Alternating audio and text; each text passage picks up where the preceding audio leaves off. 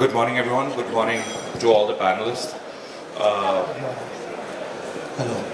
Driving straight away into this, Bhuman, if I can ask you, Sure. instead of, everybody's here for D2C, so I'm not introducing what it is all about. I thought I'll ask about, how you've been, how are you doing your customer acquisition for WickedGud? How do you go about doing that? So firstly, we are a better for you indulgent food brand, mainly into noodles, which also does pasta and chips. We're an omni-channel brand, so about 50% of our top line does come from retail. So of course, when it comes to online, it's mainly e-commerce and quick commerce driven because it's a impulse category. You don't want to wait for more than 2 days to get your favorite noodles consumed. That said, with the offline piece, it's a little more nuanced. We're there in about 6,000 outlets in the country, including Reliance, D-Mart, Lulu, and all the modern trade guys. So every channel has its own strategy in terms of acquisition. When you talk about modern trade, it's mainly through promoter sampling, wet sampling, merchandising. I think in a modern trade, the most important part is visibility in the category shelf and some additional visibility so that when an average consumer walks in, they see some amount of grandiose of a certain new brand, which then provokes them to pick the product up. Your packaging has to do a lot of talking. So there are certain nuances that we had to keep in mind, certain pecking orders in the packaging. What does a consumer look at first? For example, it's brand first, then the category name, then the flavor name, then everything else. So such things I think help. Do you also think about or play a role that where you're going to retail this? Are you thinking? It's easy. 80% of modern trade in India is Reliance and D-Mart, so that's not it's a no-brainer. I had to get into Reliance and D-Mart if really wanted to penetrate deeper. But then there are regional chains. So if you go to Gujarat, you'll see Oshia Mart, you'll see Shubham K Mart, City Square, Bansal's, National Handloom. So we are there in all these places. Wherever we have a regional team, we'll ensure that we try to crack at least 70 to 80% of all these regional chains. If you go to South India, you'll have Namdari in Bangalore, Ratnadeep in Hyderabad, National Mart in Hyderabad, Value Zone in Hyderabad. So Ushodaya, Vijayata, we are there in all these places. But it takes a lot of effort to crack because every time you walk in, listing fee, visibility, which as a new brand you don't even know what it is and you don't even have the money to pay all of that. So then it takes a lot of convincing, a lot of pushing, and it's also once you get visibility or once you get penetrated through one of the larger chains, then it becomes relatively easier to do the talking. Thanks. So just asking you the same question, Aditya. How, when right now, what are you doing to market Beco? How are you engaging with people to get that going, to get your products out? And are you also retailing your product? How are you doing that? Good morning, everyone. Beco is actually a clean label home care company. So we do everyday use products at home, which is your laundry detergents, dishwashing gels, floor cleaners, bamboo-based tissue papers, garbage bags, etc. So the way we acquire customers, so typically in our category, because there is a Surf Excel and an Ariel and a Vim Liquid, Lysol, all of these very large players. Typically what we've seen is that the reason for the consumer to switch needs to be very, very high. And that journey has to be very, very frictionless. Because these have been generational brands that have been used by majority of the customers. And unlike beauty and personal care where people are still flirting, कि ठीक है मेरे पास ये face wash है, but I might as well try a new one. या एक shampoo है and I can opt for a new one. So people have 2 or 3 different brands or SKUs in these categories. But in home care, you just have one dishwashing gel, one floor cleaner. You don't have multiple. So acquisition is a very key part. Retention is fairly easy in our category because people don't really actively look for switching. And the way we do it is entirely through content marketing around audiences that are in market. So digitally that becomes much easier. But we've seen that even on the retail shelves, so today we are in almost about 11,000 shelves, primarily GT. And we started off as a GT first brand. unlike what most people would be aware of. So just around COVID, we were GT and then general trade, and then we moved to e-commerce, and then quick commerce, and then D2C. So we had a very opposite journey as compared to any D2C brand. But what we realized is that where the audience is, which is in market and GT almost comprised nearly 70-75% modern trade, another 25% e-commerce was just 5% of the overall category when we started out the business. So doing the right kind of visibility there, building the right team, honestly just putting the right people in the right place and just having the biggest problem statement out there in front of the customer. So today, if I have to convince the entire audience here, why do they switch from a Surf Excel to a Beco laundry detergent, I would probably say that today your clothes don't get stained as much, right? So 30 दिन में महीने में कपड़ों पे दाग ही शायद 1 या 2 दिन गिरते हैं, हम लोग ऑफिस जाते हैं वापस आते हैं. So typically you don't need a very harsh stain removal product that damages the life of your clothes. And you know our consumer insight there was कि कपड़े खराब पहले हो जाते हैं, गंदे कम होते हैं, right? So अगर कपड़े खराब जल्दी हो रहे हैं, that's because of your detergent that you're using today, is what we believe. Then can we have something that is an everyday detergent which basically helps maintain the life of your clothes, freshness of the colors, lesser lint removal, and all of the attributes that are desired by consumers. And I think that problem statement, communicating that as succinctly, as creatively as possible, has allowed us to scale rapidly over the last couple of years. And I think that journey just becomes much easier online, but I think online and offline are very similar, just the team structure is different, the kind of assets you have for visibility are different, but the acquisition principle is roughly the same. I just met a few people, before we came in, and when they saw that you were part of this, and everybody said that, the tissue papers or everything in the house, we moved because it's eco-friendly. Beco is this, Beco is that. So they had so much more knowledge, and you already have a lot of customers here. So what I'm trying to say is, I think there is something that is, you're already in the right path. But how are you switching it? I just wanted to do a second question of, yes, everybody's used to the Surf Excel, right? Everybody is used to an Ariel or whatever. How are you making that switch? One is being softer on the products, on your clothes and other things. But what is this eco-friendly, plant-based products that you're making that people are biting into it? See, over the time I have had a very contrarian view of how brands are being built today.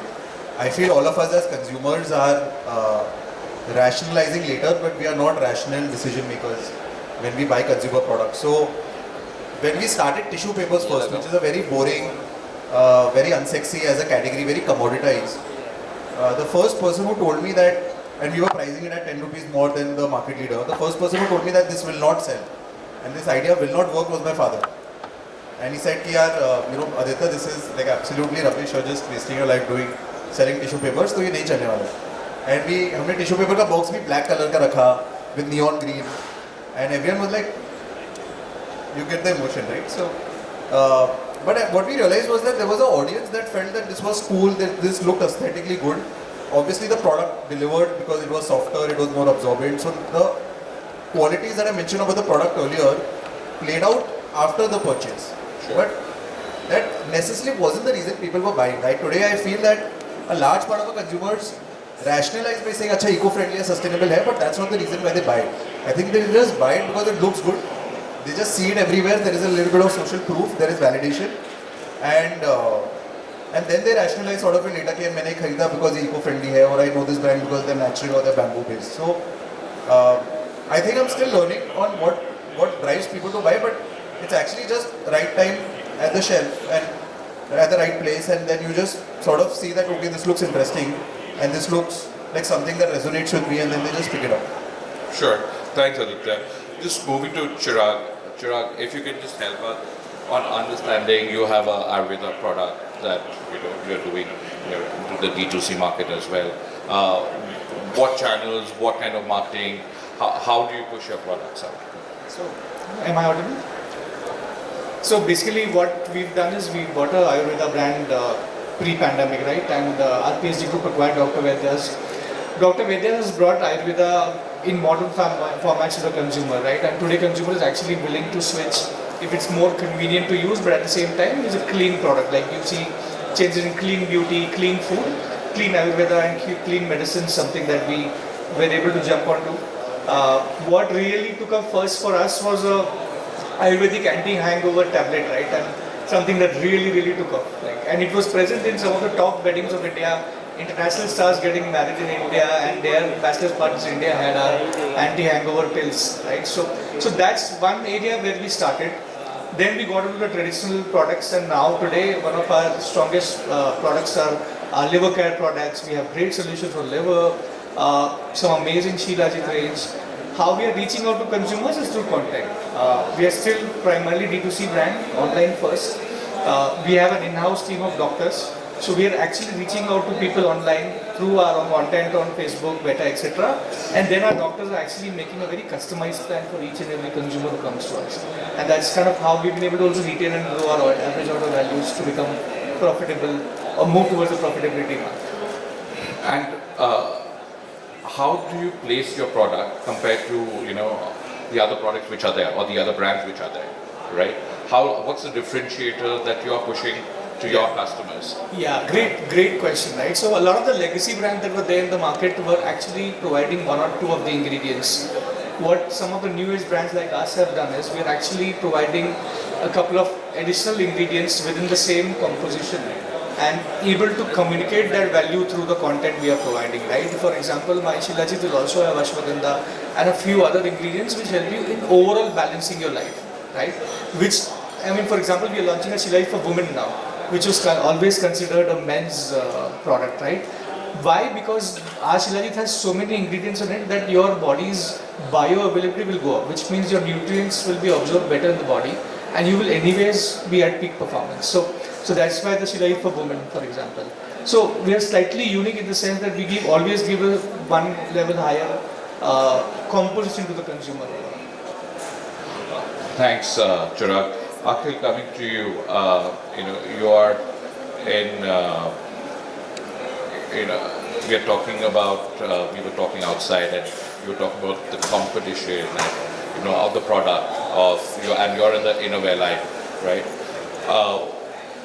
How do, straight away for you, I'm sure, just like all of that here, the challenges that you face in marketing, that why go for XYXX compared to the existing brands which are there, right? How did you market your product to get the new customers in? Thank you. So yeah, I mean, as you rightly said, XYXX is primarily into men's basics and essential wear category.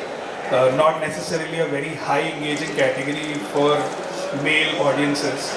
We don't really talk about, or share feedback about the product with each other. It's a very awkward discussion for everyone. So in a market like this, I think the founders were very clear to have a clear product differentiation. Yogesh was the founder. He realized that there is an opportunity for modal fabric. Modal is basically, it's an organic fabric sourced from bamboo birchwood barks.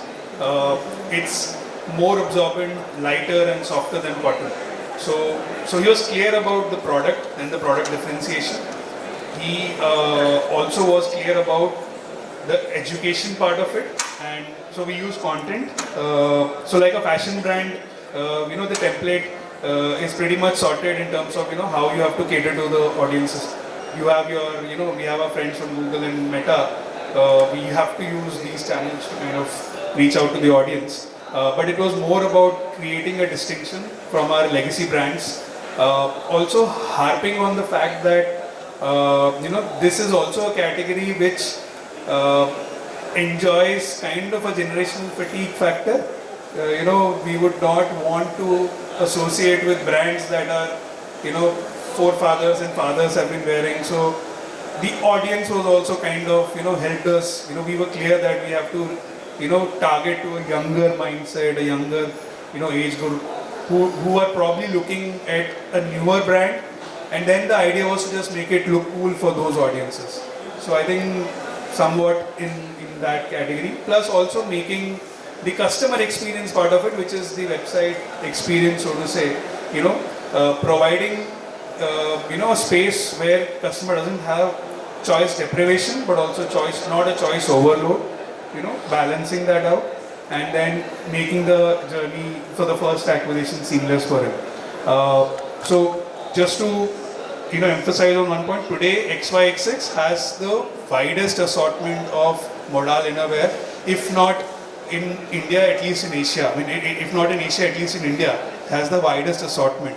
So assortment did play a role, and like any fashion brand, some of these factors so as part of Myntra, which set the tone for online fashion, set.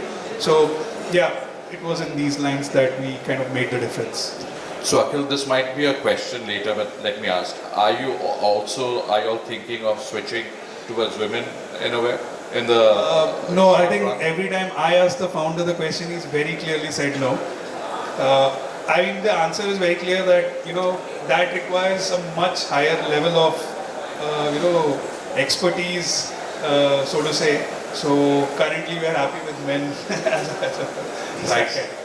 Thanks, Akhil. Chirag, just coming back to you, how does the profitability work in your scenario?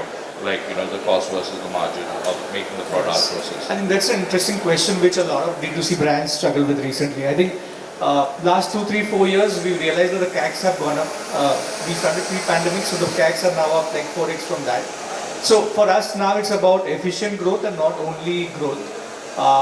One of the major levers we use is retention, right? Acquisition is always a leaky bucket. If you keep going on acquisition all the time, you will spend so much that you will never recover your money. So our retention has become extremely strong, and as I said, we have a army of doctors sitting and who are also guiding people, which helps me increase my AOV in the retention funnel, right? Other thing we've done is we've started looking at the metrics a little differently in the last few months.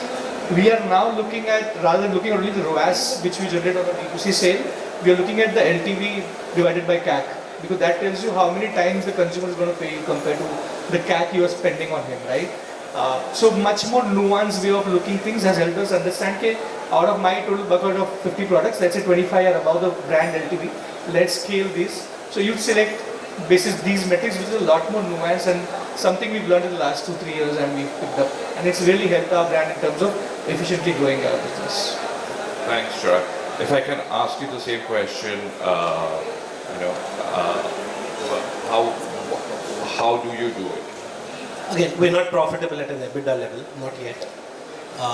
But that said, every month EBITDA is better than the previous, so which means directionally we're in the right direction. Given that we're omni-channel, for us, there's a metric internally we call CM3, which is contribution margin after manpower. Because in online, the manpower cost is relatively lower, but when it comes to offline, there's a much higher manpower cost, which will not give you the kind of sale at day zero, but will probably over a 6-month to a 9-month time frame, once you've established a certain market, will start giving you results. Given that we've started GT just 6 months ago, it's still, I would say, in the mushrooming phase. But I think over the next 6 months, the internal target is to become EBITDA positive at least in a 12-month horizon. I've typically seen food brands get EBITDA positivity once they reach the 8 crore, 7 to 800 crore ARR mark. We are still not there, probably 6 to 8 months away. But I'm sure we'll get there one day. And Bhuman, do you face challenges in distribution? How does that work for you? Yeah, it's very tough. So distribution, when you have a 20 rupee product, you can't sell online. I mean, you can't do pack out 20, no one's going to buy it. So it has to start with your quick commerce platforms, your e-commerce platforms, and then has to percolate into modern trade in some way or the other. So thankful for us, today we're there in about 1,000 Reliance stores. We're there in about 50 D-Mart stores. And that, more than quantity, I think throughput per store is what we sort of go after. I'm happy to be in 5,000, 10,000 stores pan-India, so long as the throughput per store increases with time. Or within the same chain, more stores rather than in chain altogether. And how does, for you, compared to these stores, you're talking about Reliance, D-Mart, how big is quick commerce for your product? Because So, I would Yeah, assume that it would be big. I mean, it is very big. But online, Amazon is number one, followed by Blinkit, followed by Swiggy, followed by Sethi. So that's the pecking order in terms of revenue sharing. Perfect. Thank you so much. Aditya, same questions, to you.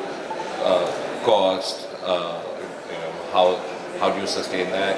How about the distribution challenges that you face? And, and the pecking order of how does quick commerce work? So, I think in terms of, it's very important to look at where the consumers are buying actually. So, because a large part of our market is still GT for the category. GT is where the profit pools lie, GT is where you can build in efficiency, you can build better gross margins or just better margin structures overall. Because quick commerce is more of a growth and a placement and a visibility game for us, I don't think our expectations from the channel change, right? And typically कोई laundry detergents या tissue papers कोई D2C website से नहीं खरीदता है, but D2C is still a large part of our spends, and the reason we do that is because it helps us create demand for wherever we are present, and I think that's how we look at profitability overall. So where we need to be, we are, and I think we keep investing into building new categories, going deeper within those categories or within those channels, and placing our big bets because even at about 250 crores, we still feel we are basically a brand that is not known, and we are still scratching the surface. And I think because the ambition is so high, you essentially want to invest, and you have investors or the kind of channels that you want that actually believe in that story, and then you push for that. So I mean, that's how we look at profitability, and I don't think we are in a rush to make it quickly profitable or not. I think it's just where we are investing and the kind of returns that we are getting from those channels. And I read this somewhere that product is king and product is super useful. I think Akhil mentioned, how important is the product and product differentiation.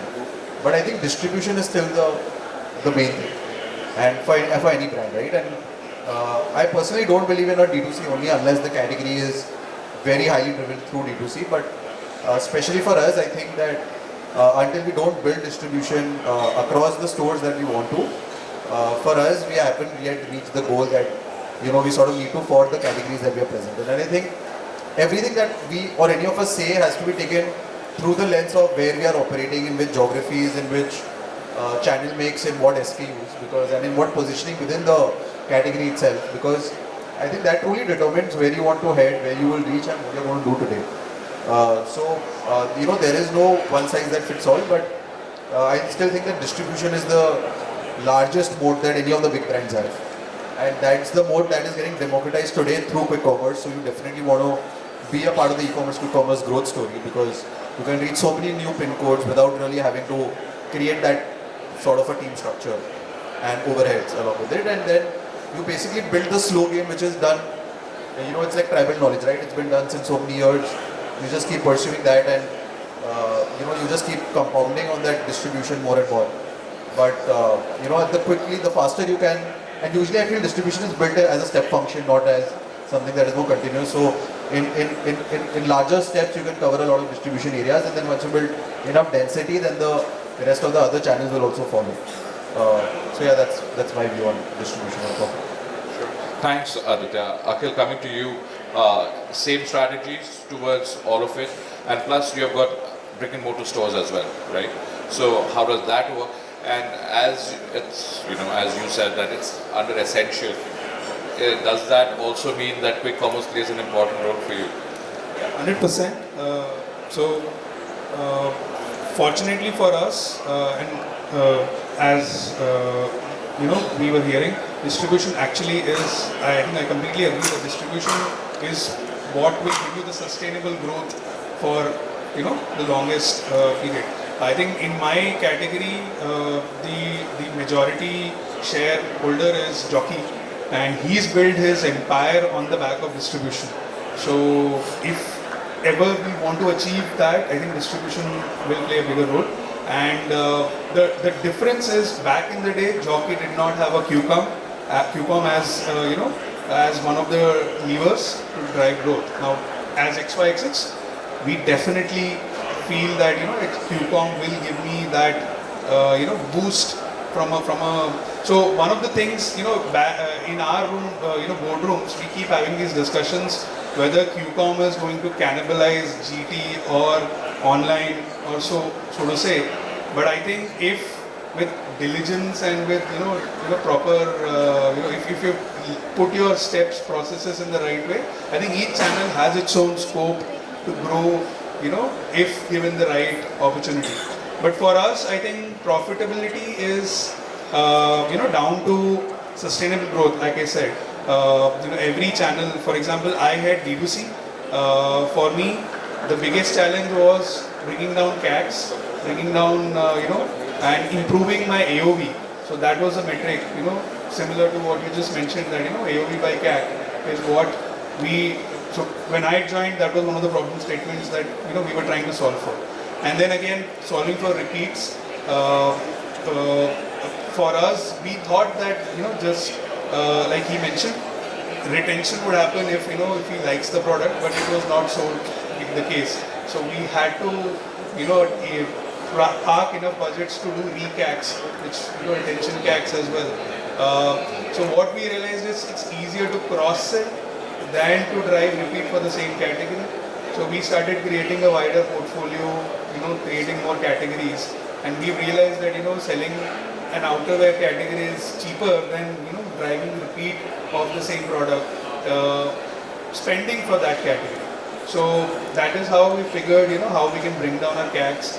And apart from that, of course, operationally, whatever can be done, managing your inventory and managing your fulfillment at a faster rate. We've also noticed that if bringing your delivery rate by 1 day can make a big impact on your CAC and your repeat rates. So we've done those kind of experiments as well. So some of these things really helped us. So we are also not profitable, but D2C as a channel is. As a company, omni-channel we are not. But it's again a conscious decision on how we can, position ourselves for a sustainable and profitable growth future. Sure. Okay. Thanks. Just very quickly, I think all four of you are making a product which also has, which was already existing, right? You're like coming with your own products which are different. So what kind of, just a very quick, if I can start with you, Aditya, what kind of quality checks do you keep in mind? What do you do? How do you, is there a quality audit check which runs through compared to your, obviously one is the product itself, but how do you sustain it? What kind of checks do you do for your own? So I mean, I think very plain vanilla answer, obviously the answer is yes, and I think any product out there would obviously have to surpass a certain kind of quality. Initially, I would maybe take this differently. I would say initially as founders, I used to do it myself, and then we are 3 co-founders, so one of us used to then be at the factories and maybe at supplier factories. Now we have our own setup for part of our the categories that we are in. So I mean, quality is the most quintessential because that's what drive repeats for us. And typically we don't have people coming back to our D2C website to buy, so they might find us through D2C, but they actually then buy on whatever is convenient to them. And I think that's the most customer-centric approach. But I mean, the short answer is, of course, there is no new rocket science there, but essentially the same things that anyone else would check in our categories in terms of the kind of qualities and the promise you deliver as a brand, and whether each and every product of yours actually ends up delivering that or not. Thanks. Bhuman? Same. I mean, food is a little more stringent because consistency, taste, a lot of things need to be taken care of. We work with third-party manufacturers, so it becomes even more important. So every time we do a production run, which probably is once a month, we have someone at the factory managing or monitoring what's going on. And then of course there are quarterly audits, there are external third-party audits. We get a certificate of analysis for every run we do. We keep counter samples in our office. We have an in-house R&D team as well. So all of these things, I mean, with time, initially I used to do it myself. Then there was a time where now we have a team, so the team manages it. But it's extremely critical because you know how verbose people get when they find something wrong in Cadbury. We've seen multiple. First thing people will do is go on social media. So you have to be very careful, and It's your commitment. I think it's only fair. If you are giving a better for you differentiated product, it better be better for you. Thanks, Chirag. So again, very clear, very very close to what he's saying, right? Like he's in food, we are into medicine, so very very aggressively looking at R&D. We have a large R&D team and a quality check team reporting to the R&D. Over and above the R&D, what we've done is as we scale, we've started doing a lot of clinical trials for our products, which means most of the claims we make are already tested under clinical circumstances for a few months on participants, and then we are making those claims. So even that process helps us sharpen things, right? And my R&D team only doesn't do NPD, so which doesn't do new product development all the time. A lot of EPD, so existing product, the consumer feedback that came in. Today, half of the work my R&D team is doing is how do you improve the existing product that is there based on consumer feedback received. I think these simple things, if you put in place, over time this compounds and becomes a huge thing for you. Thanks, Chirag. Yeah, so I think the quality and R&D is again something that Yogesh, who's the founder, directly heads, and he's very particular about, so he loves making products and he's very particular about the quality of every product that goes out from his store. Now, he consciously ensures that, he's going to the factory, regular visits, getting, samples on a regular basis, and also having a close touch with the customer support head, who is the first source of customer insight, and customer feedback. So, and Yogesh, if you go and search on, Google, Yogesh has his proxy email address where customers are actually directly mailing to him, and then he's getting first-hand information himself. So he is able to send this on first hand. So that is the level of quality check and R&D that the founder is inculcating within the team, and of course the marketing and the business teams are closely. There are chambers that where we discuss this on a regular basis. I think the common theme that everyone's saying, and completely agree with all of them, is we all go by that philosophy. If you've launched the perfect product, you've launched too late. You've missed the plot. Agree. I think the quest for improvement is a given for any entrepreneur. Every time you do a run, if it's 1%, 0.5% better than the previous, that's what you look for, that's what you aim for. May or may not happen, but that's the internal mindset. Sure, I think I'll just have one quick last question before I open it up for Q&A to the people. Just again, Chirag, if I can start with you. What's the plan for 26 and forward? How do you look at your brand growing? So what we've done is we've actually sharpened our portfolio now. We have 2 brands now. So Dr. Vaidya has always been a primary Ayurveda brand, always serving the mass segment. What we are also doing this year onwards is we have launched another brand called 360 Wellness, which is going to look at the top 10% of India, let's say more premium offerings, right? And the problems of the top 10% is very different from the problems of the 90%, right? So we are doing that 2 product strategy to capture a larger share of the market. We are seeing very good initial success in both. So that's one. Second is today we are online first. After we get our metrics in place, like the LTV, by CAC, etc., and we have identified our winners, we will move into an omnichannel model ourselves, and then I think I'll call these guys a lot more and take a lot of tips on how to do that, right? So that's the plan going forward.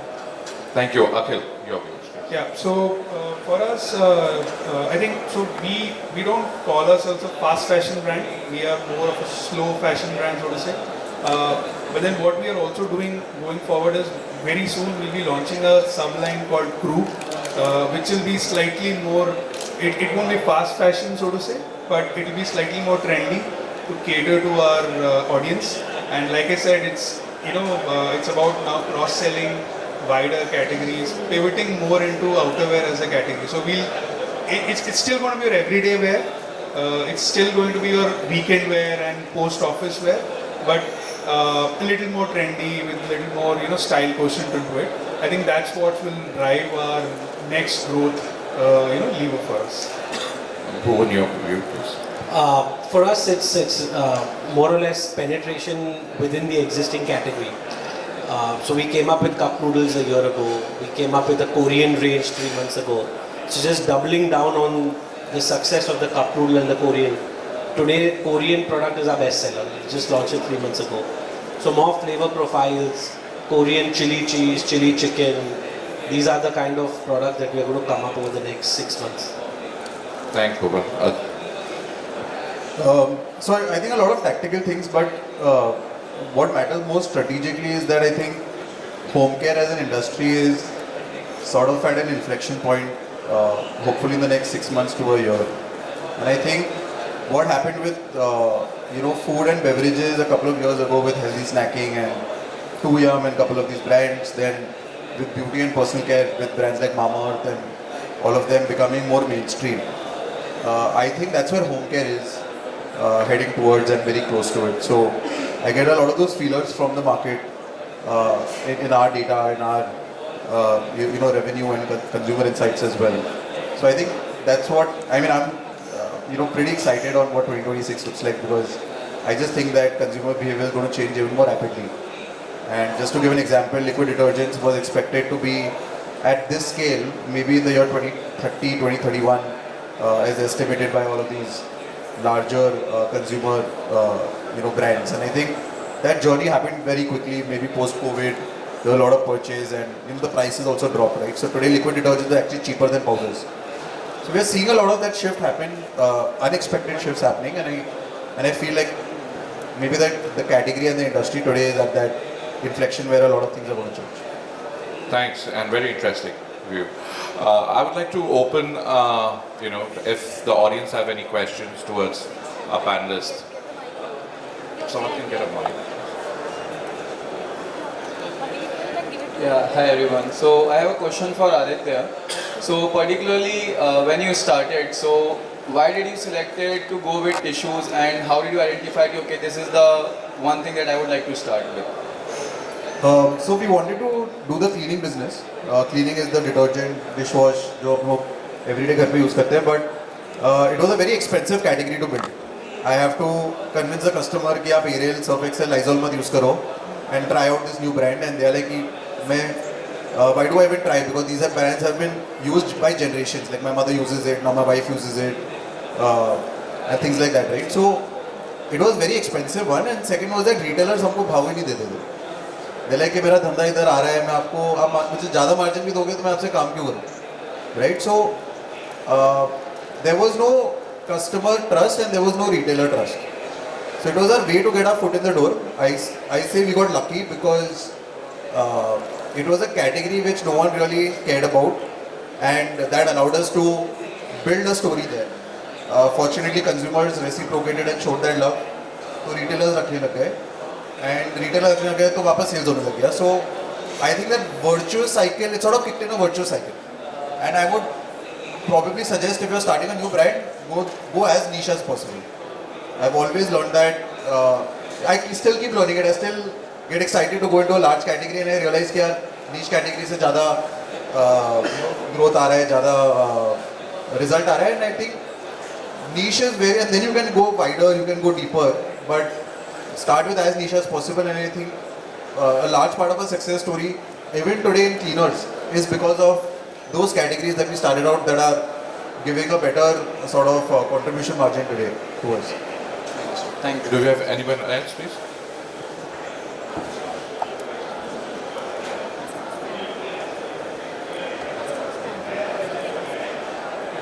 Hi. First of all, it's the t-shirts are really looking good. Speaks. Black and neon. Secondly, I want to understand what is the split when it comes to brand building and performance. What's the reliance like? And a supplementary question: what are you guys doing to build the brand? Great question. It has to be more brands. See, everyone goes after performance because they're running for EBITDA, profitability, revenue. That's a rich growth. thought, by the way. Yeah, go. Yeah, I mean, you have to go for the brand, and that's exactly what will set you from the rest. The moat for you as an initial brand will have to be the brand, because you don't have distribution. It'll have to be the product. Product will do the talking, and it'll be the brand. So for us, or any of you budding entrepreneurs who get the opportunity to go on Shark Tank, please go. We went. You may or may not get a deal, but you'll get the coverage, and therefore, if your product mein dum hai, so then it will really sustain, which is what happened for us. And then the rest is just noise. I mean, it'll keep on happening. You won't even imagine the kind of growth that you get from avenues, the kind of people that will reach out to you. It's a selection effect. And then for us, having a celebrity endorse us has worked. Shilpa Shetty is associated with us, and her being the embodiment for health, even at a mass level as well as a premium level, her being a mother, and that's the category that we are going after, helped us from all fronts. So what we are doing from a brand angle, I think all of these things, I can't pick and choose any one thing that I did. Not that we don't do performance, but it's much smaller. In performance, it's more discounting than actually spending on ad. That's another insight that we've seen in the last 6 months. That sometimes spending on ads is not going to give you the kind of results that discounting will give you. Can you get one last question, please? One last question. Yeah.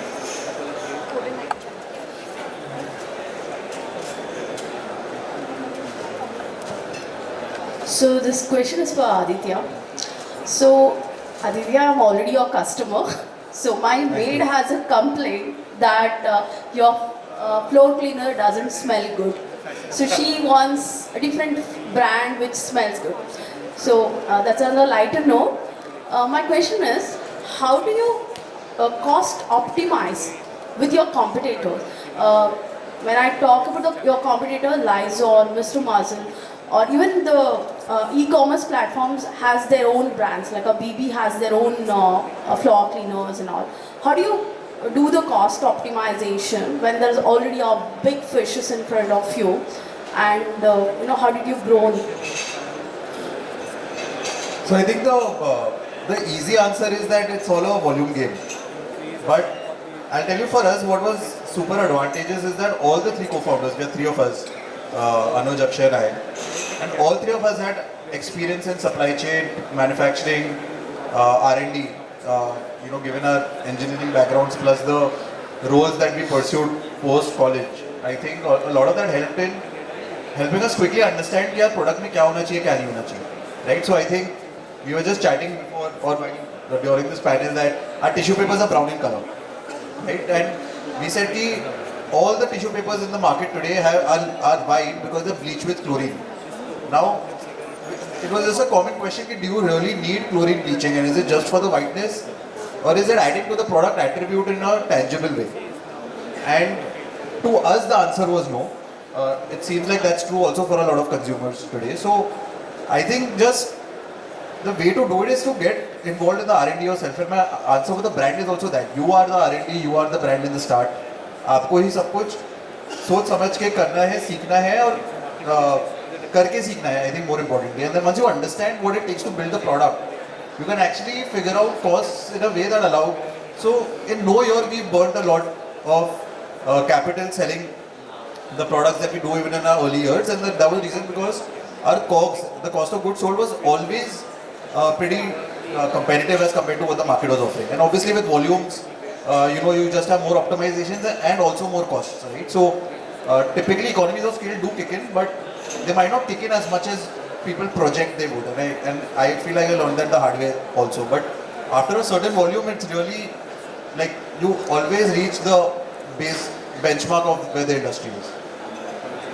Thanks, Aditya. Thank you, everyone, all the panelists, for your time. Thank you, audience, for asking the questions. Had a good time. Thank you so much. Thank you so much, ladies and gentlemen. Let's have a huge round of applause one more time. Thank you so very much, Mr. Anand, for beautifully spearheading the conversation.